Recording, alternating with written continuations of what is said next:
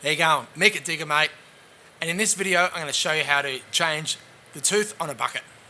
Want the best rates on mini excavators and tight access earth moving equipment? Go to diggermate.com.au and get it done with Diggermate. So to change the bucket you'll need a couple of tools. Hole punches, a mallet, and obviously you're probably going to need a new bucket tooth. In this case we're going to use a brand new bucket today, so we don't have a bucket tooth to replace. Now the safety element to this is if the bucket is still on the machine, you're going to have to get the bucket off the ground and then chock it with some safety blocks or bars underneath the machine. You should never work on a bucket without having it supported underneath because we don't want it to fall down.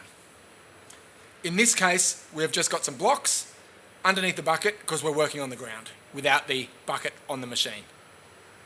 So you just got to knock the pin through with the punch.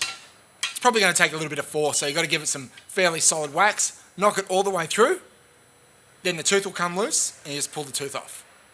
Then it's just same in reverse, put the new tooth on, knock the pin back in until it's all nice and flush. So that's it, it's a pretty simple process. The element of this is safety because as the buckets get older, they're going to be harder and harder to knock that pin out. You're going to need to use quite a bit of force. So make sure the bucket is chocked nice and safe so it won't fall down once you start pounding it to get that pin out.